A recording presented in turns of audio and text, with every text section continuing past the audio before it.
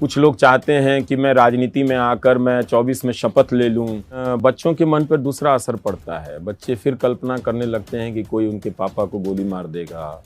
तो इस देश में कुछ भी इलीगल आप पे लगा के आपको 8 महीने के लिए 2 साल के लिए जेल में डाला जा सकता है। अगर मेरी आर्थिक शक्ति इतनी होती तो मैं इसी बार हमेशा के लिए इस पेशे को छोड़ देता। अच्छा, और उसके बाद अब रात 9 बजे क्या करते हो आप? ये क्या बदला? गिराने की भी कोशिश? बहुत तो कुछ बहुत किस्से हैं। मैं एनडीटीवी के इतिहास में शायद मैंने लिखा था अपनी चिट्ठी में कि मैं डिमोट हुआ था। उस प्रोसेस को मैं समझ गया कि ये देश के नाम पर ही खत्म किया जा रहा है।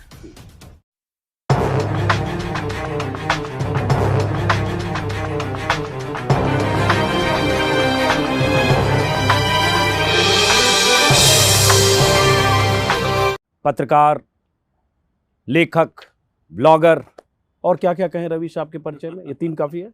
और बोलना ही है किताब के लेखक, और साथ में एक पहलू और है, इश्क में शहर होना। इश्क में शहर होना एक दूसरा रवीश दिखाता है, और बोलना ही है एक दूसरा रवीश दिखाता है। बीच में कुछ और रवीश है। तो हमारे सामने रवीश हैं, और साथ में आपको बताऊं, उस शेर का जिक्र मैं अक्सर करता हूं। रवीश, निदा फाजली का शेर है, हर आदमी में होते हैं 10-20 आदमी, हर आदमी में होते हैं 10-20 आदमी, जिसको भी देखना हो कई बार देखना।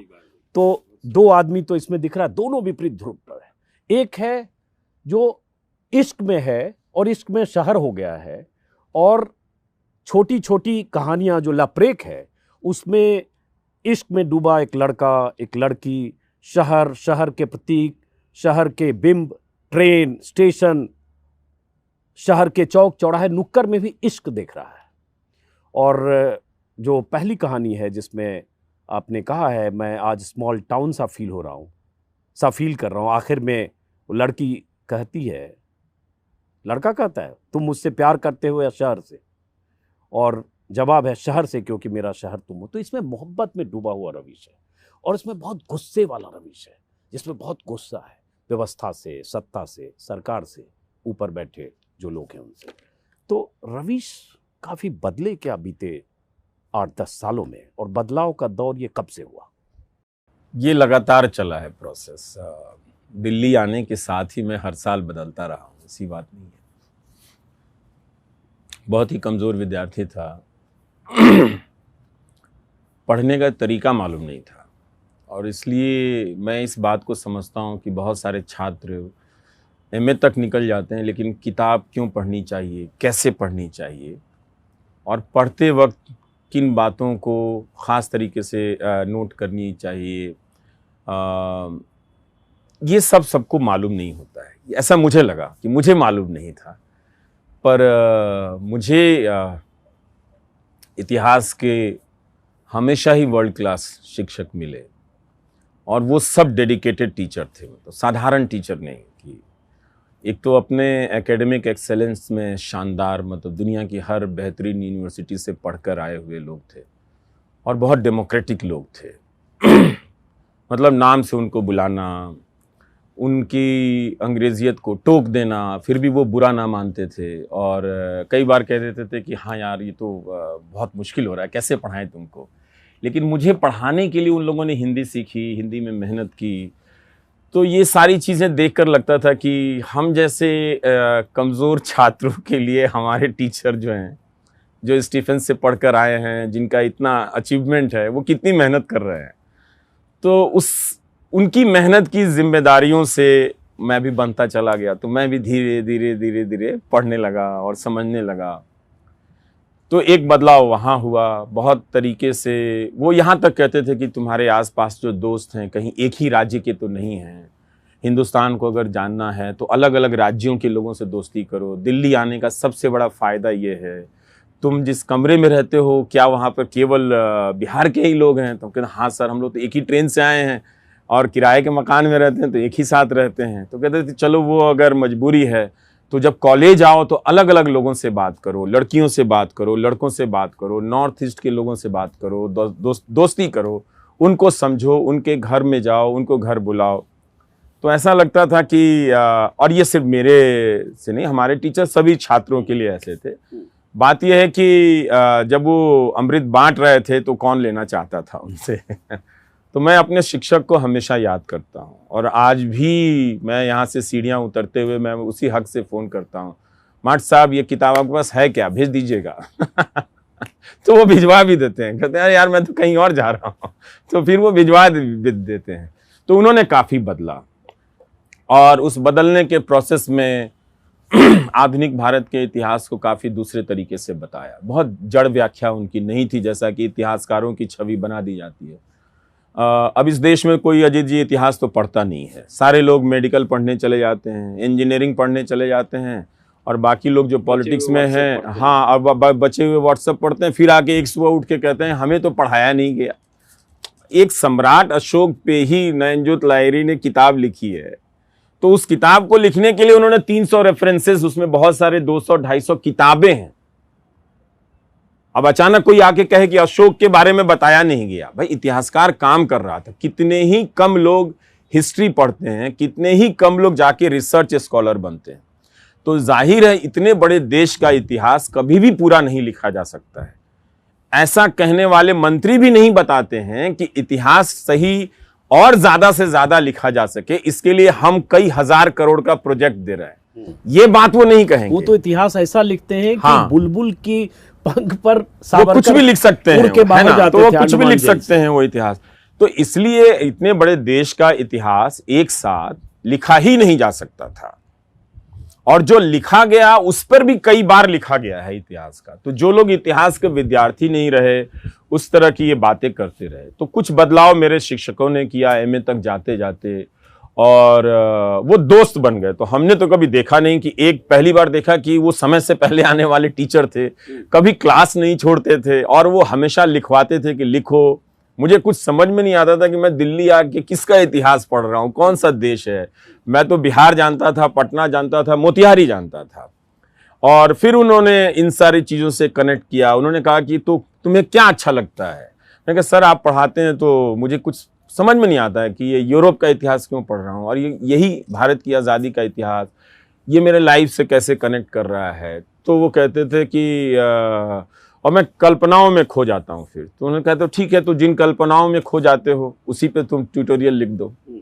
तो मैं उससे लिखते लिखते फिर इतिहास लिखने लगा, फिर इतिहास के ट्यूटोरियल लिखने लगा। तो हमेशा मेरे टीचर कहते थे कि किसी की नकल मत करना, ओरिजिनल लिखो, खराब लिखो मगर ओरिजिनल लिखो। दिल्ली यूनिवर्सिटी में बहुत सारे ट्यूटोरियल चलते हैं, लोग उसी की कॉपी करते रहते हैं, तो वो बहुत पकड़ते थे कि किसी की कॉपी का इंप्रेशन है कि नहीं। तो एक ओरिजिनल लिखने की आदत आई, वहाँ से बदले। फिर जब आप पेशे में आए तो वो कुछ और हालात थे, और लेकिन पढ़ाई लिखाई का बैकग्राउंड बहुत महत्वपूर्ण था मेरे कुछ भी होने में। इसलिए मैं हमेशा लोगों को ये कहता हूँ कि पढ़ते चलिए आप अगर युवा हैं तो, क्योंकि जब आपको मौका मिलेगा या कोई ऐसी कुर्सी मिलेगी या कोई ऐसा कोई शो मिलेगा, अगर पढ़ाई का बैकग्राउंड नहीं है तो फिर आप उसके साथ न्याय नहीं कर पाएंगे। बहुत जल्दी आप थक जाएंगे, या सस्ती चीज़ें आप का इस्तेमाल करने लगेंगे लोकप्रिय होने के लिए। तो मेरे पास वो तैयारी थी मेरे बदलाव में। लेकिन मैं फिर एक बीच में डाल रहा हूँ सवाल। इस बदलाव में अगर किताब के छपने का साल देखें तो 2 साल का फर्क है। शायद 2015 में ये छपी, हाँ। इश्क में शहर होना शायद 17 में ये छपा है। ये 17 की किताब है, बोलना ही है। हाँ। और जिसका कई भाषाओं में अनुवाद है, अंग्रेजी समेत। हाँ। 2 साल का फर्क है। लेकिन इसको जो पढ़ेगा, इश्क में शहर होना, और जो इसको पढ़ेगा जिसका जवाब अभी मिला नहीं, हाँ। इसमें मोहब्बत में डूबा हुआ एक लड़का है। देखिए, जब आप इश्क की ऐसी कहानी लिखते हैं तो जब तक कुछ महसूस और फील नहीं करते तब तक नहीं लिखते। इस किताब में एक आक्रोश में भरा हुआ एक पत्रकार है जिसमें बहुत गुस्सा है। तो इस बदलाव को की वजह को मैं समझना चाहता हूँ। ये किताब देर से छपी, लेकिन जो इश्क में शहर होना की जो कहानियां हैं छोटी छोटी, वो मैं बहुत पहले से लिखने लगा था। वो शायद 2010, 11, 12 का साल रहा होगा। उसमें तृणमूल का भी जो कलकत्ता में तृणमूल और लेफ्ट तृणमूल का राइज हो रहा था, और तब मैं घूमा करता था काफ़ी जब लोग मुझे नहीं जानते थे तब मैं लोगों को जानता था, उनके बीच बैठ जाता था और चुपचाप सुनता था उनकी बातचीत, वो बातचीत में क्या हो रही है सारी चीजें। तो ये सारी जो प्रसंग हैं वो काल्पनिक नहीं है, वो सब सुनी गई हैं, प्रेमियों ने एक दूसरे को क्या कहा और या देखी गई हैं वो। तो मुझे अच्छा लगता है लोगों को ऑब्जर्व करना, यही सुख मुझसे चला गया। मतलब जब लोग मुझे ऑब्जर्व करने लगे तब फिर मैंने अपने आप को एक सिमटी हुई समेट लिया, लेकिन मुझे बहुत अच्छा लगता था। तो ये उस वक्त की कहानियां हैं और मुझे इस पर आना ही था, क्योंकि जो मेरी ट्रेनिंग थी हिस्ट्री की और चीज़ों को देखने की, उस प्रोसेस को मैं समझ गया कि ये देश के नाम पर ही खत्म किया जा रहा है। और मुझे लगता था कि शायद मेरी बातें समय के साथ गलत साबित होंगी, पर ऐसा हुआ नहीं।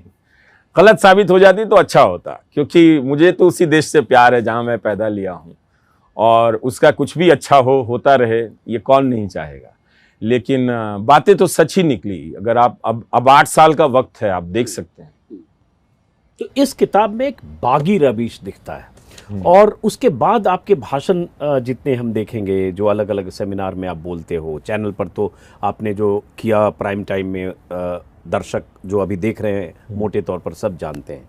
तो ये जो आपके भीतर आक्रोश है, वो आक्रोश 2016-17 से उसकी शुरुआत होती है, जब लिंचिंग और तमाम ऐसी घटनाएं हो रही थी। आप पर भी व्यक्तिगत हमले हुए, आपको गालियां दी गई, जिसका जिक्र आप करते रहे हो अपने लेखों में। लेकिन इस किताब की भूमिका में एक बात जो आपने लिखी, भूमिका नहीं, समर्पण में, नौयना, तनिमा, तनिषा को जो मेरे बोलने और लिखने का मोल चुकाते हैं, आपने पत्नी और 2 बेटियों का जिक्र किया। ये मोल कैसे चुकाते हैं, जरा हम यहाँ से समझना चाहेंगे कि एक पत्रकार अगर इस दौर में सत्ता के खिलाफ या सत्ता की आलोचना करता है, उस पत्रकार को क्या क्या झेलना पड़ता है। अपने शब्दों में आपने कई बार कहा है, लेकिन उसके परिवार पर क्या बीतता है, जिसका इशारा आप इस 2 लाइन में कर रहे हैं।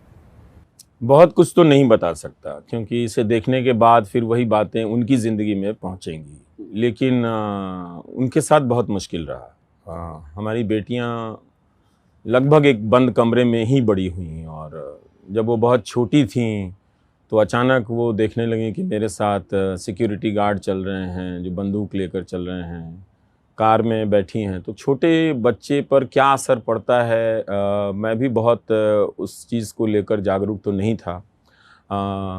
मुझे लगता था कि शायद उन्हें भी अच्छा लगता होगा कि कोई पुलिस है और या फिर ऑफिस का दिया हुआ सिक्योरिटी गार्ड है, तो उन्हें वो ज़्यादा सुरक्षित महसूस करती होंगी। लेकिन बच्चों के मन पर दूसरा असर पड़ता है। बच्चे फिर कल्पना करने लगते हैं कि कोई उनके पापा को गोली मार देगा, तो उनके पापा की ज़िंदगी की क्या होगी, फिर हमारे पापा नहीं रहेंगे। तो वो डर और उसकी प्रक्रिया का असर तो हुआ उनकी ज़िंदगी पे। फिर हम एक साथ कहीं जाने आना हमारा बंद हो गया, कि बहुत तरह से लोग जब हम ऐसे भी कम वक्त मिलता था तो किसी रेस्तरां में बैठे हैं, आसपास नज़र देख रहे हैं, बच्चे ही, बेटियां ही नोटिस कर रही हैं कि पापा कोई उधर से कैमरा ऑन करके रिकॉर्ड कर रहा है। तो वो खुद ही सहज नहीं हो पाती थी कि क्या खाएं नहीं खाएं। ग्लास है, जैसे इसमें चाय है, तो कोई कहेगा कि हाँ ये शराब है ना।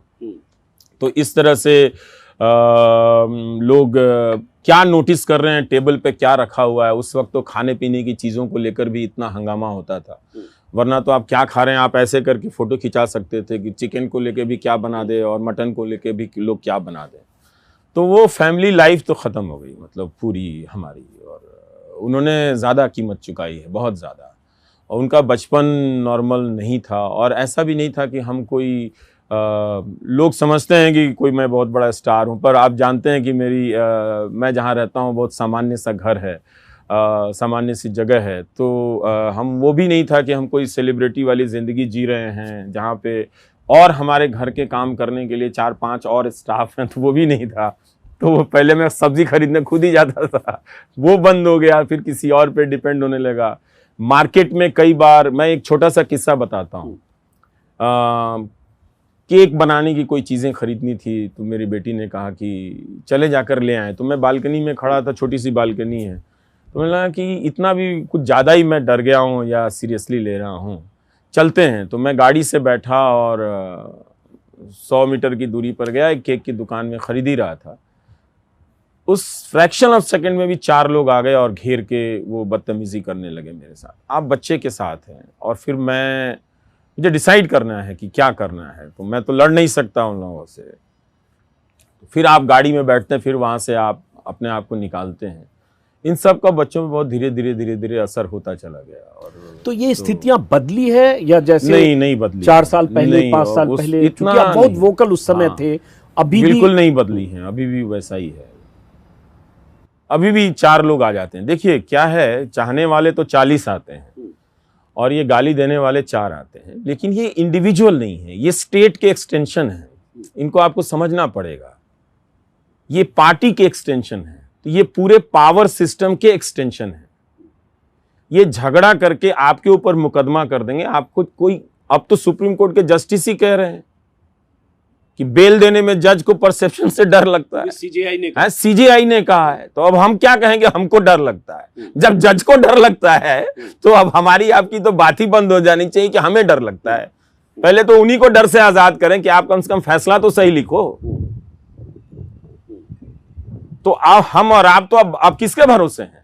जब वो तो किसी भी तरह के मुकदमे में फंसा देंगे ना आपको। फिर बैठिए 4 महीने तक और 6 महीने तक जेल में बैठिए। कफील खान पर क्या हुआ? इलाहाबाद हाईकोर्ट ने कहा ना कि इलीगल एनएसए है, इलीगल। कुछ हुआ उस अधिकारी का? कुछ हुआ? इस देश में कुछ भी इलीगल आप पे लगा के आपको 8 महीने के लिए, 2 साल के लिए जेल में डाला जा सकता है।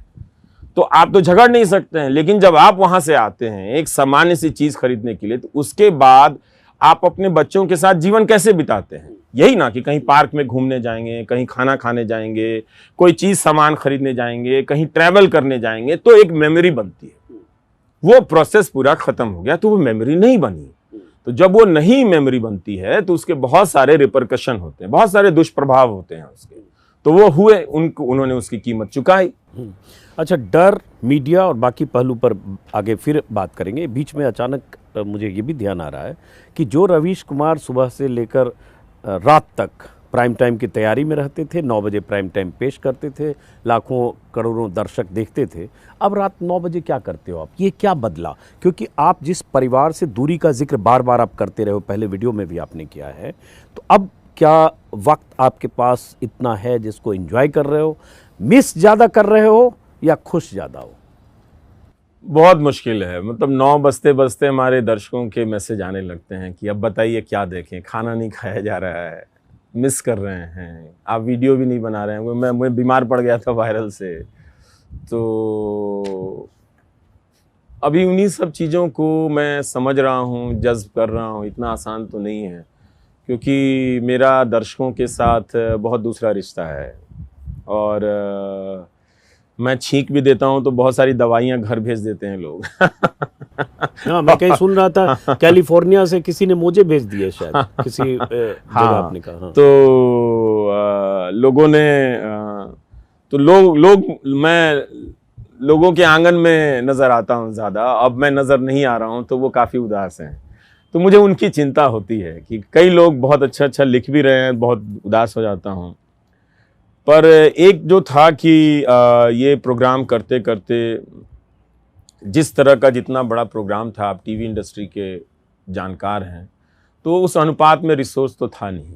लेकिन फिर भी रोज़ मैं सुबह 7 बजे से लग जाता था लिखने में, टाइप करने में। ये पूरी कलाई, हथेली, इन सब उंगलियों में बहुत दर्द होता था और बहुत बेचैनी कि कल सुबह क्या करेंगे। कोई हेड स्पेस नहीं होता था। 10 बजे प्रोग्राम ख़त्म हुआ, 11 बजे तक मैसेजेस आते थे। और ऐसा नहीं कि हमारे दर्शक जो हैं सब वाह वाह करने वाले हैं, 4 पॉइंट ऐड कर दिया, ये छूट गया, ये एनालिसिस ठीक नहीं था, यहाँ तक कि कभी ऊंचा बोल दिया, ये पिच थोड़ा सा बेटा आप लो कर लो, है ना। तो बहुतों का मैं बेटा भी हूँ, तो हाँ मामा जी, हाँ आंटी ठीक है मैं कर लूँगा। तो गलती हो गई, जोश में आके बोल दिया था, नहीं तुम पे बहुत दबाव है, तुम बीमार क्यों लग रहे हो, ऐसा करो कि थोड़ा गुड़ खा लिया करो, थोड़ा हम हनी भिजवा देते हैं, तुम मध खा लिया करो।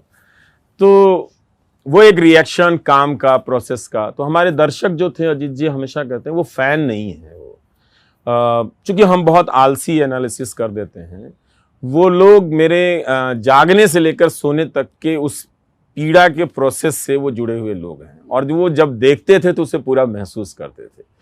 इसलिए मैंने कहा कि मैंने अपने आसपास एक इंस्टीट्यूशन बनते देखा है, वो है दर्शकों की संस्था। सारी संस्थाएं ढह गई हैं, मगर कुछ दर्शक होंगे, हो सकता है इसकी दुनिया बहुत बड़ी हो, मैं नहीं जानता इसका आकार कितना है, पर वो एक संस्था बनते देखा जो बहुत तरीके से मुझे कस रहे थे। मतलब ऐसा नहीं था, मुझे बहुत सहला भी रहे थे, दुलार भी कर रहे थे, कस भी रहे थे, बहुत सपोर्ट भी कर रहे थे कि नहीं उठिए। मतलब कई लोग तो च्यवनप्राश बनाकर भी भेजने लगे गुजरात से कि ये देखिए हम आपके लिए स्पेशल यहाँ से च्यवनप्राश बना रहे हैं, इसमें कोई मिलावट नहीं है, आपको यही खाना है सुबह और शाम। अश्वगंधा भेज रहे हैं कि मेमोरी ठीक रहे। तो वो सब अब मिस कर रहे हैं, वो दर्शक तो हैं ही उनकी तो जिंदगी से तो आप क्या सोच रहे हो? जैसे आपने यूट्यूब शुरू किया, हालांकि मैं फिर कहूँगा ऑन रिकॉर्ड कि मैं किसी को ऐसा नहीं जानता, इतना रिसर्चर नहीं हूँ, लेकिन कोई ऐसा पत्रकार जो यूट्यूब पर आए और 10-15 दिन में 3 मिलियन से ज़्यादा सब्सक्राइबर हो। मैं भी 2.5 साल से हूँ, अभी 3 मिलियन होने में कुछ हज़ार बाकी है। लेकिन न सिर्फ 3 मिलियन से ज़्यादा सब्सक्राइबर होना, बल्कि लाखों देखना। और एक जिक्र जो मैंने पहले किया, 1,37,000 लोगों ने कमेंट किया रवीश, और उसका अनुपात देखेंगे, मैं तलाश रहा था कि इसमें गालियाँ और तालियाँ कितनी हैं। बहुत कम लोग होंगे उसमें ज़्यादातर लोग, शायद 90% आपके लिए इतनी अच्छी अच्छी बातें लिख रहे हैं कि किसी के हौसले को उड़ान मिल जाए उससे कि अरे यार, हम तो अपने दम पर इतने चाहने वाले लोग हैं। पर मैं उसमें अपने लिए नहीं देखता हूँ, मैं उन सराहनाओं में मैं पढ़ता हूँ सबके कमेंट्स को। अब तो उंगलियों में बहुत दर्द है, वरना मैं सबको जवाब देता। मैं इस तरह का फितूरी आदमी था कि तो अब बहुत दर्द होता है, मतलब उंगलियों में, तो मैं टाइप नहीं कर पाता कम। तो अभी उसको आराम है, मतलब अभी प्राइम टाइम नहीं करने से मतलब हाथों को थोड़ा सुकून है। तो ये मैं देख रहा हूं कि मेरी तारीफ करने के प्रोसेस में वो क्या लिख रहे हैं। वो डेमोक्रेसी के वैल्यूज को ग्रहण कर रहे हैं, उसको अभिव्यक्त कर रहे हैं, और अपने नागरिक कर्तव्य बोध को वो समझ रहे हैं, अपने भीतर परिभाषित कर रहे हैं। भले वो अपने लिए नहीं लिख रहे हैं, लिख मेरे लिए रहे हैं, मगर तारीफ दिख रही है कि मेरी हो रही है। मगर आप ऐसे देखिए कि वो इस वक्त में जब लोकतांत्रिक संस्थाओं को, जहां जज को बेल देने में डर लगने लगा है, ऐसे साहसिक नागरिकों का संसार नजर आता है, गुलदस्ता नजर आता है, बाग नजर आता है कि जो इस साहस को समझ रहे हैं। तो मैं बहुत खुश होता हूं कि ये एक ऐसे दर्शकों का संसार है जो सिर्फ मेरे लिए नहीं है, वो और लोगों के लिए भी है। वो और लोगों को भी देखते हैं, वो आपको भी देखते हैं, वो अभिसार को भी देखते हैं, वो और लोगों को भी देखते हैं। तो ये बहुत सुंदर बात है कि मैं ऐसा ही दर्शक संस्थान चाहता हूं जहां सिर्फ मेरे लिए जगह ना हो, जहां आपके लिए भी जगह हो, जहां दूसरे लोगों के लिए जगह हो। और ये एक बहुत साफ समझ हो कि टेलीविजन न्यूज जो है वो हिंदुस्तान के लोकतंत्र का हत्यारा है। ये बात मैं अपने प्राइम टाइम में बोला करता था, और इस बात में मैं कोई अगर मगर नहीं लगाना चाहता हूं। वो आज न कल, मैं इतिहास पर के इंतजार में भी नहीं बैठा हूं। आप वर्तमान में भी देख सकते हैं कि इस लोकतंत्र की हत्या में मीडिया कितना शामिल है, आजाद भारत के अर्जित लोकतंत्र की हत्या में। तो ये सारे वो लोग हैं जो यूट्यूब पर आकर उस गोदी मीडिया में, जिसके पास लाखों करोड़ रुपए का विज्ञापन है, जिस पे सरकार 6-6 हजार करोड़ रुपए खर्च कर चुकी है, उससे वो बगावत कर रहे हैं, प्रतिरोध कर रहे हैं। तो ये सारे दर्शक वो जो हैं, ये बीज हैं भविष्य के सुंदर लोकतंत्र की। तो मैं वही एक सवाल कि उन दर्शकों के लिए अब रवीश कुमार क्या करेंगे? जैसे वो जो संस्था थी, उस संस्था से आप अलग हुए, लोगों की जो आदत थी 9 बजे देखने की रवीश की रिपोर्ट और बाद में प्राइम टाइम, अब वो आदत टीवी से वो दूर होना उनकी मजबूरी है। जैसे मैं आपके कमेंट में देख रहा था, कई लोग बाहर से लिख रहे हैं कि मैं एनडीटीवी देखता था, अब नहीं देखूंगा, लेकिन आप क्यों नहीं आ रहे हो? जो आपसे भी हो सकता है पूछ रहे होंगे कि क्यों नहीं आ रहे हो। जैसे आपके एक दर्शक का एक कमेंट बताता हूँ। एक दर्शक ने लिखा है आपके उसी 1,37,000 में से एक कमेंट कि सर मेरे पिताजी की एक आंख खराब हो चुकी है, दूसरी में रोशनी बहुत ही कम है, फिर भी वो आपके शो का इंतज़ार करते थे। मैंने अभी तक उन्हें नहीं बताया है कि आप इस्तीफ़ा दे चुके हैं, लेकिन अब बता दूंगा मैं सर, आपको हमेशा याद रखूंगा। मेरे पिताजी की उम्र 70 साल के आसपास है, आपको सुनने के लिए हमेशा 9 बजे बेचैन रहते थे। इस तरह का कुछ लिखा है। मैं उन्हें कहता हूं कि आप छुट्टी पर होंगे शायद। तो ऐसे दर्शकों के लिए, चूंकि यूट्यूब पर आप आ गए हो, कुछ आगे सोच रहे हो, क्या सोच रहे हो? हालांकि भविष्य की योजना होगी, लेकिन आपके दर्शक आपकी जुबान से ये सुनना चाहते हो। हाँ, बहुत इस वक्त तो पता नहीं, अभी तो घोंसला घर छूटा है। देखिए, जो मैं प्राइम टाइम बनाता था, वो उस तरह से तो बनना बहुत मुश्किल है। उतना तो कई लोगों का हाथ होता था उसमें। वो एक निजी स्तर पर कर पाएंगे नहीं, अभी बहुत तकनीकी समस्याओं से जूझ रहा हूँ, उतने संसाधन मेरे नहीं हैं। ये मैं नहीं बोलना चाहता, वरना हमारे सारे दर्शक गाड़ी से लेके लैपटॉप लेके पहुंच जाएंगे। तो मैं ठीक हूँ, आप प्यार दे, बस उतना ही काफी है। उसको समझना है, योग्य काबिल लोगों की तलाश है। तो उतनी जगह भी नहीं है मेरे पास कि मैं वो कर पाऊंगा। बहुत सारा जो न्यूज़ चैनल के ज़रिए आप बहुत सारे न्यूज़ को वेरीफाई कर पाते थे, बहुत, तो वो हम नहीं कर पाएंगे। नियमित कर पाना थोड़ा मुश्किल होगा, पर कोशिश करेंगे कि अभी बीमारी से उठे हैं तो अभी ज़रा ठीक हो जाऊं, एक हफ्ता और तो मैं उनकी ज़िंदगी में रहूं। शायद कुछ और रूप में रहूं। वैसे लोग चाहते हैं कि मैं कोई चैनल बना लूं, कुछ लोग चाहते हैं कि मैं राजनीति में आकर मैं 24 में शपथ ले लूं। ऐसे बहुत सारे लोग हैं। मैं घबरा जाता हूं कि इतनी इच्छाएं हैं मुझे, तरह तरह से लोग देख रहे हैं। कुछ लोग कहते हैं कि आपने बहुत लोड ले लिया है। जो डॉक्टर मेरे मित्र हैं वो फ़ोन करके कहते हैं, खबरदार, जो तुम फिर मशीन की ज़िंदगी में लौटे, पहले अपने हेल्थ को ठीक करो, बहुत बीमार पड़ने लगे हो। उनकी भी सुननी पड़ती है, क्योंकि फिर उन्हीं को फ़ोन करना पड़ता है कि कोई दवा बताइए। तो बहुत तरह के आइडिया हैं लोगों के। कोई चाहते हैं कि मैं प्रोफेसर बन जाऊं, कोई चाहता है कि मैं इस पेशे को ही छोड़ दूं, मेंटोर बन जाऊं लोगों के। तो कोई चाहता है मैं फिल्मों के स्क्रिप्ट लिख दूं, कोई चाहता है मैं वेब सीरीज़ लिख दूं। तो मैं क्या चाहता हूं, मैं उसको अभी अलाइन कर रहा हूं। बस यहीं पे अगला सवाल है कि ये सब लोग चाहते हैं, फला फला फला दर्शक या शुभचिंतक ये चाहते हैं। मित्र रवीश कुमार क्या चाहता है अपने लिए? मुझे यही काम करना आता है, और ये काम अगर धारा प्रवाह करने के अवसर मुझे मिल जाए तो शायद मुझे इसमें मजा आता है। ये काम मतलब जो मैं करता हूँ। जो लोग राजनीति के बारे में सुनना चाहते हैं उन्हें निराशा होगी। मैं उनके लिए अभी कुछ कहना नहीं चाहता, क्योंकि वो मेरे ख्याल में अभी नहीं है। लेकिन अभी नहीं है या कभी? अभी नहीं है, कभी का तो मुझे पता नहीं है। रवीश, आपने कई जगह सेमिनार में या कहीं भाषण में कहीं आपने कहा कि मैं सपने बहुत देखता हूँ। और सपना हर आदमी देखता है, हर आदमी का कोई सपना होता है। किसी का पूरा हो गया होता है, उसके बाद भी कोई सपना होता है, और सपनों का कोई आकार नहीं होता है। तो रवीश कुमार यहाँ तक पहुँच गए, जहाँ तक पहुँचे वहाँ तक पहुँचने का सपना हजारों लड़के मास मीडिया में जो आ रहे होंगे उनके होंगे। रवीश कुमार का क्या सपना है अब आने वाले दिनों के लिए? मुझे एक सीन, मैं क्रिकेट अब नहीं देखता हूँ, लेकिन जब मैं देखता था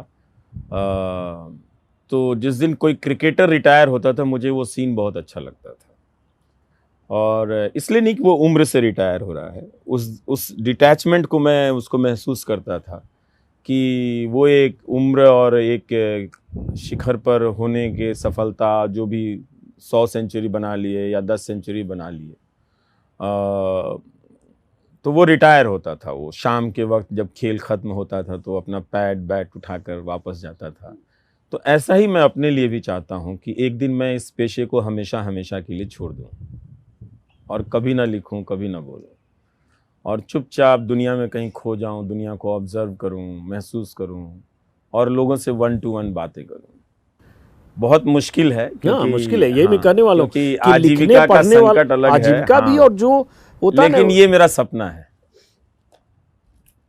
कि अगर आजीविका का संकट नहीं होता तो शायद मैं इसी के साथ कर देता। वो बचपन में हम लोगों ने पढ़ा है ना शायद किसी दोहे में कि जहाज के का पंछी उड़ उड़ कर वापस जहाज नहीं, पर ऐसा आता नहीं है। मैं काफ़ी डिटैच्ड आदमी हूँ। मैं किसी को बता रहा था कि मैं कभी किसी महफिल में ताली बजवाने तो नहीं गया। मैं अच्छे अच्छे कॉलेजेस के एनुअल फंक्शन में मैं नहीं गया। उन्होंने बहुत बुलाया, बहुत प्यार से बुलाया, क्योंकि मैं जानता था कि मैं वहाँ गया तो वो सिर्फ तालियां बजेंगी, बहुत अच्छा वीडियो बनेगा। लेकिन मैं वो लोकप्रियता को भुनाने वाला आदमी में से नहीं हूँ। आपने देखा भी नहीं होगा कि बहुत रेयर मैंने ट्वीट किया होगा कि मेरे बारे में ये आर्टिकल छपा है, LA टाइम्स में छपा है, टाइम्स में छपा है, गार्डियन में छपा है। मैंने कभी नहीं किया, जैसा बाकी अंग्रेज़ी के एंकर दिन रात करते रहते हैं। मेरे ऊपर विनय शुक्ला ने फिल्म बनाई, उसका ख्याल करके कि उसने बहुत मेहनत की है तो 2-4 बार लिख दिया। लेकिन उस फिल्म को कहाँ तारीफ़ मिली, कहाँ लोगों ने मेरे बारे में ट्वीट किया, आप उसके बारे में भी बहुत सुनते नहीं होंगे आप कि मैंने इस तो फिल्म वीडियो के, देखा हाँ, जब यूएस में लोग स्टैंड अप, कि वो सब भी आप नहीं देखें कि मैं ट्वीट कर रहा हूँ कि मेरी बड़ी तारीफ हो रही है, मेरी बहुत लोगों ने इतना अच्छा लिख दिया है, ये लिख दिया है। तो मैं उससे बहुत अलग भी रहता हूँ। मतलब उनसे मैं बहुत प्रभावित भी नहीं हूँ, बहुत स्वीकार करता हूँ सहर्ष। लेकिन मैं उसके साथ जी सकता हूँ। इस 3 साल के दौरान मैं अपने कमरे में जब बंद रहा और उस सेलुलर जेल वाली ज़िंदगी में मैं सुबह शाम टाइप करता रहा, तो कई लोग कहते थे कि तुम इस लोकप्रियता का चस्का है, इसके बिना जी नहीं पाओगे। वो लोग मुझे नहीं जानते हैं। मैं कभी लोकप्रियता का चस्का लेने गया ही नहीं। मैं इतने बड़े बड़े सम्मेलनों और इतनी बड़ी बड़ी यूनिवर्सिटीज़ में जाने को मना कर चुका हूँ। आपको पता नहीं होगा कि मैं हार्वर्ड गया हूँ, आपको पता नहीं होगा कि मैं स्टैनफोर्ड गया हूँ, आपको ये भी पता नहीं होगा कि मैं बर्कले गया हूँ।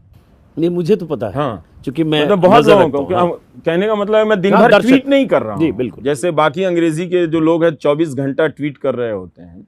काफ़ी बड़ी सभा थी वहाँ पे जब मैं बर्कले गया था तो, और हार्वर्ड गया था तो, और कोलंबिया गया था तो। हमने कोलंबिया स्कूल ऑफ जर्नलिज्म में सबको कहता हूँ वहाँ जाने की थोड़ा तैयारी कर लो, पढ़ लो, देखो हो सकता है। उसके बारे में भी कोई ट्वीट या फेसबुक पोस्ट नहीं किया। जहाँ मेरी फिल्म दिखाई गई और जहाँ कमरा इतना भर गया था कि मैं ही बाहर खड़ा था। तो देखा मैंने, मंच पे आ रहे थे तो बहुत सारे लोग तो हॉल में फिल्म खड़े होकर खत्म होने तालियां के बजा बाद रहे में मैं एंटर किया, तो इसलिए कि मैं उसमें नहीं रहता हूँ। वो मेरे काम की वजह से मैं ये जानता हूँ कि मैं अच्छा काम करूँगा, और मेरे दर्शक बड़े सख्त हैं। मैं अच्छा काम करता हूँ तभी वो तारीफ करते हैं, बाकी की नहीं करते हैं। वो लिख देते हैं कि आज का शो एवरेज था। ये भी मुझे कमेंट मिलता था, तो मुझे लिखना पड़ता था कि हर दिन कहाँ से अच्छा करूँगा, देखता हूँ कल कुछ करूँगा। तो वो मैं इससे डिटैच भी हूँ। अगर मेरी आर्थिक शक्ति इतनी होती तो मैं इसी बार हमेशा के लिए इस पेशे को छोड़ देता।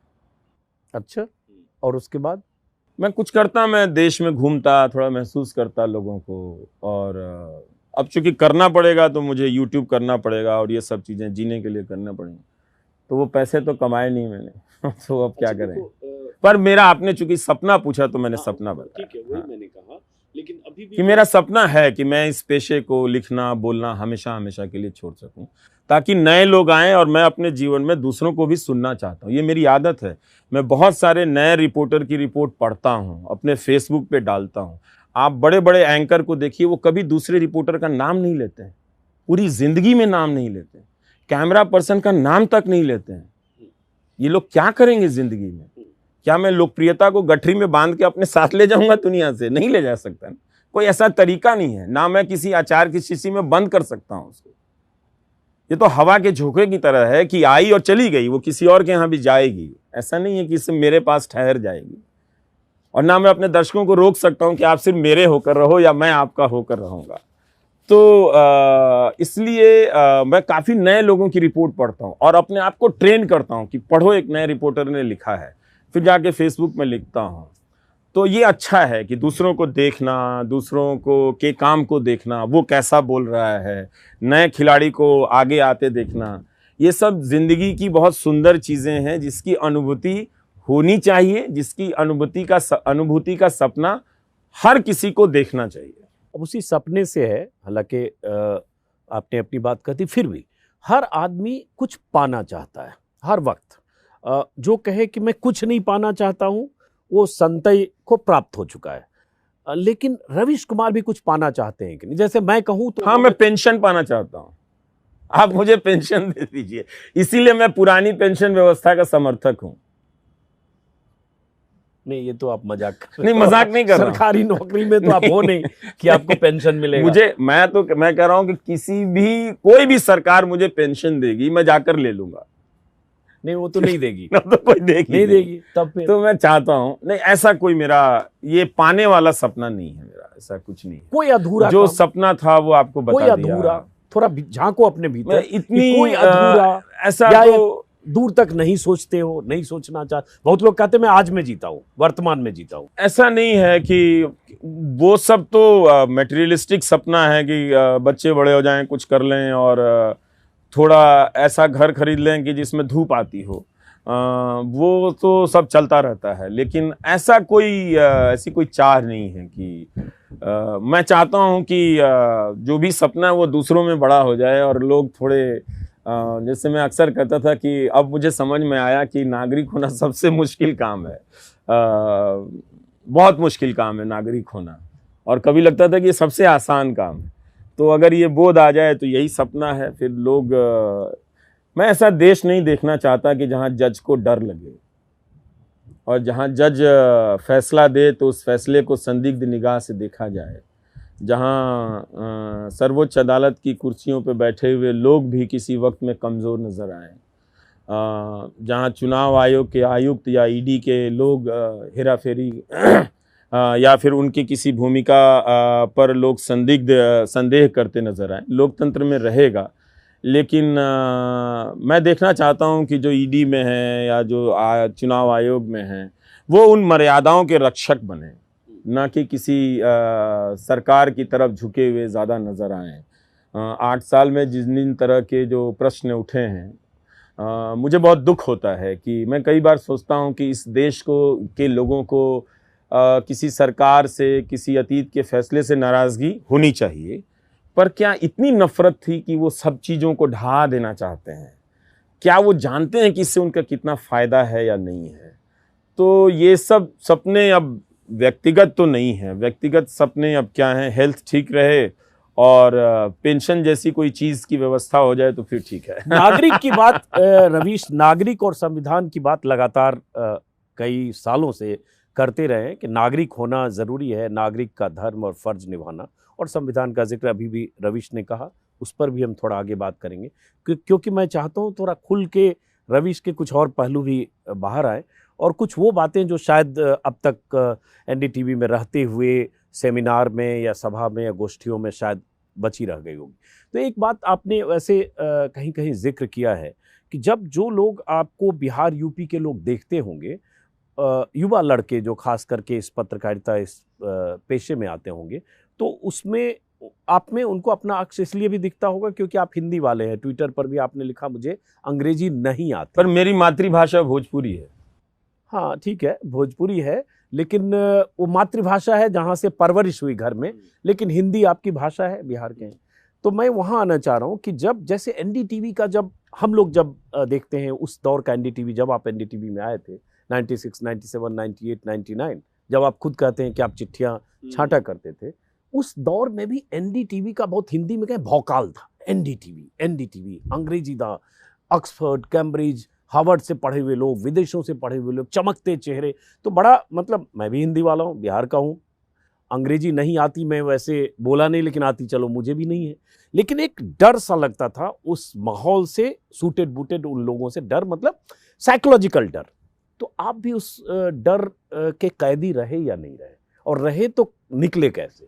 मैं थोड़ा उस यात्रा में झांकना चाहता हूं। हाँ, उस भौकाल को हमेशा एनडीटीवी के इस भौकाल को एक ही तरह से समझा गया कि वहाँ ऑक्सफोर्ड और कैम्ब्रिज वाले आते थे। हालांकि एक का तो कितना ख़राब प्रदर्शन आप देख ही रहे हैं, कोई जो अंग्रेज़ी को उन्होंने क्या हालत कर दी है अंग्रेज़ी की, जिस अंग्रेज़ी को हिंदुस्तान में सीखने के लिए माँ बाप कितने लाख रुपए खर्च कर देते हैं, और उस अंग्रेज़ी में वो जहर ही फैला रहे हैं भाई साहब। तो वो भी वहीं थे, लेकिन हाँ, तो ऐसे भी लोग थे, पर वो भौकाल एक था एनडीटीवी के प्रोडक्शन क्वालिटी का, रिपोर्ट और शूटिंग, ग्राफिक्स। ये सब इस उम्दा तरीके से होता था ना कि वो चैलेंज बन जाता था दूसरे लोगों में, क्योंकि वो अचीव नहीं कर पाते थे, तो वो एक थ्रेट होता था। उन्हें लगता था कि ये शायद ये 2-4 एक ऑक्सफोर्ड और कैम्ब्रिज वालों की वजह से है, पर वहाँ सारे ऑक्सफोर्ड कैम्ब्रिज वाले नहीं थे, और जो थे तो मुझे तो उनके हिसाब से तो मुझे उस यूनिवर्सिटी पे फ़ख्र नहीं है। वो ज़रूर उनके ख़राब स्टूडेंट यहाँ आए ऑक्सफोर्ड और कैम्ब्रिज को, मतलब इनके परफॉर्मेंस को देखकर कम से कम रिव्यू करना चाहिए कि इंडिया में जो पब्लिक स्पेस में उनके स्टूडेंट्स हैं वो इतने ख़राब क्यों हैं। लेकिन आप जिस बैकग्राउंड से आते हैं उसमें एक बात उसकी होती है, सहजता की होती है, नैसर्गिक अधिकार बोध की होती है, जिसको अंग्रेजी में एंटाइटलमेंट कहते हैं। वो ज़रूर कम लगता था, क्योंकि मेरी शुरुआत चिट्ठी छांटने से हुई थी। पर उसी अंग्रेज़ी बोलने वाले लोगों में से बहुत सारे लोग आगे आए जिन्होंने देखा, मुझे समझा, मुझसे मदद ली, मुझे मदद की काफ़ी, तो वो भी एक अनुभव है। पर वो जो पूरी प्रक्रिया है जिसकी तरफ आप पूछना चाह रहे हैं, वो इतनी आसान नहीं है, इतनी सरल नहीं है कि उसको एक इंटरव्यू में कहा जा सके। लेकिन हाँ, मतलब हर समय नाप तौल, चूँकि बहुत नीचे से आप शुरू कर, बहुत दिनों तक लोग याद दिलाते रहे कि तुम मना कर देते हो, तुम याद करो तुम यहाँ चिट्ठी छांटते थे। तो जब मैं एंकरिंग में आया तो मैं बहुत सारी चीज़ें ना भी कहता था कि मैं नहीं करूँगा, और जो कह दिया सो नहीं किया मैंने उसमें। तो वो उसमें लोग याद दिलाते थे कि ये धारणा बन रही है कि तुम हर चीज़ में मना कर देते हो, तुम यहाँ चिट्ठी छांटा करते थे, ये भी तो देखो एंकर बन गए हो। तो मैं कौन सा चाहता था एंकर बनना, मैं तो रिपोर्टर बन के खुश था, वो तो मेरी मर्जी थी नहीं कि मैं एंकर बनना। तो वो एक स्ट्रगल रहा। लेकिन मैं इस बात को जानता था कि जहाँ से ये पढ़ के आए हैं वहीं से पढ़ के मेरे टीचर भी आए हैं, उसी येल यूनिवर्सिटी से, उसी कैम्ब्रिज यूनिवर्सिटी से, और इनसे कहीं ज़्यादा काबिल लोग हैं। तो मैं बहुत दुनिया के बेहतरीन इतिहासकारों का छात्र रहा था। तो मैं हमेशा इस बात को याद रखता था कि किसने मुझे पढ़ाया है। और तो वो जिस यूनिवर्सिटी, भले उस यूनिवर्सिटी की मेरी डिग्री नहीं थी और मैं कभी सोचता भी नहीं था, मेरे टीचर कहते थे कि तुम अगर हिस्ट्री में रहोगे तो आगे जाओगे। मैं कहता था सर मुझे 4 लाइन अंग्रेज़ी नहीं आती है, अब इस भाषा में पूरी ज़िंदगी नहीं निकालनी है इसको सीखने में, तो मैं नहीं जाता हूँ, मैं नहीं रहता हूँ। लेकिन उन्हीं यूनिवर्सिटी ने मुझे बुलाया, मेरे लेख का अनुवाद करवाया उन्होंने खुद ही, मैं जाके वहाँ हिंदी में बोला। तो वो दुनिया जिसे हम बंद समझते हैं वो खुली हुई दुनिया है। उसी अंग्रेज़ी बोलने वाले लोग में भी आते हैं कि आपका टेक्स्ट क्या, लाइए हम ट्रांसलेट करते हैं। तो हम हमेशा एक अलग तरह के बाइनरी में देखते हैं कि वो अंग्रेज़ी है तो हिंदी के विरोध में है, ऐसी बात नहीं है। जो वहाँ हिंदी में भी जो हिंदी बोलने वाले भी बहुत तरह से ख़राब लोग हैं, उसी तरह से अंग्रेज़ी बोलने वाले में भी बहुत सारे ख़राब हैं। हर कोई वहाँ क्रीम नहीं है कुछ फटे हुए दूध भी हैं मतलब ये भी है। तो ये धारणा मैं समझ रहा था वहाँ पे, तो उसको नेविगेट करने में मुझे काफ़ी कुछ सीखना पड़ा। कैसे किया? कभी बहुत मुश्किल था, क्यों कभी पसीने छूटते? बहुत ज़्यादा, बहुत कई बार तो मैं पीछे के दरवाजे से ऑफिस जाता था, पर वही लोग मुझे हेल्प भी करते थे कि इतना मत घबराओ, थोड़ा सा नॉर्मल रहा करो। साधारण कपड़े पहनता था तो वही लोग कॉम्बिनेशन बता देते थे कि ऐसा भी पहन सकते हो, यार पैसे नहीं है तो ठीक है सेल में खरीद लेना, ऐसे। तो बहुत कुशन भी मिलता रहा। तो इसीलिए वही मैं कहता हूँ कि बहुत ख़राब यादें हैं, बहुत ज़बरदस्त, और बहुत अच्छी यादें भी हैं। कब कौन सा बात कही जाए और वो क्या हो जाए तो उसका अनुपात बिगड़ जाता है। लेकिन बहुत अच्छे लोग सहयात्री मिले, ये तो मैं कहूँगा कि जिन्होंने पीछे से आकर जब देखा कि इसे गिराने की कोशिश हो रही है तो पीछे से सहारा बन जाते थे। गिराने की भी कोशिश? बहुत तो कुछ बहुत किस्से हैं। मैं एनडीटीवी के इतिहास में शायद मैंने लिखा था अपनी चिट्ठी में कि मैं डिमोट हुआ था। हाँ, वो मैंने पढ़ा तो मैं समझ में नहीं आया। मैं रिपोर्टर बनाया गया था, तो कुछ ऐसा कुछ हर दफ्तर में वो मैंने पढ़ा डिमोट वाला, है। तो मुझे लगा इसमें डिमोट क्या हुआ, जरा वो थोड़ा। वो ट्रांसलेटर से चिट्ठी छांटने से ट्रांसलेटर बना, ट्रांसलेटर से रिपोर्टर बना, तो कुछ साजिशें हुई तो 2 ही महीने में डिमोट हो गया, जबकि इतनी सारी रिपोर्ट की थी। तो खैर जिस आधार पर करके क्या कर दिया गया कि आप रिपोर्ट वापस डेस्क पे, कोई वजह नहीं, कुछ नहीं, ऐसे ही, ऐसे नहीं कि कोई आपने रिपोर्टिंग में गलती कर दी वो सब नहीं। तो फिर लेकिन उसी में से कुछ लोग सपोर्ट करने वाले भी आ गए और बहुत नाराज़ हो गए कि ये क्या है, ये सब चीज़ें तो यहाँ होती नहीं हैं। पर ये कैसी हो गई। तो हिंदी के लोगों के भी काम करने की जो मानसिकता है वो एक दूसरे तरीके की बहुत हुआ करती थी, बहुत सामंती या अपना अतीत थोपने की। तो उनसे मैंने सीखा कि मैं अपना अतीत किसी पे नहीं थोपता हूँ, कि उन्होंने नहीं मैंने इतना काम किया तो आप भी इतना काम करो। तो मेरे साथ जो लोग काम करते थे मैं कहता था मैं काम कर रहा हूँ, आप क्यों बैठे, आप जाइएगा यहाँ से, घर जाइए। तो नहीं सर अभी 8 ही बजे, मैं कि आपका काम खत्म हो गया, आप जाइए पार्टी कीजिए आप लाइफ में, मुझे फ़ोन मत कीजिएगा, मुझे ज़रूरत होगी तो मैं आपको फ़ोन करूँगा। तो वो सब उन सब का एक मानसिक आघात होता है और कई साल लग जाते हैं, उबरते हैं आप, कई बार उबर भी नहीं पाते हैं। कई बार आपको बहुत याद आता है तो बहुत गुस्सा भी आता है कि, तो ये सब तो होता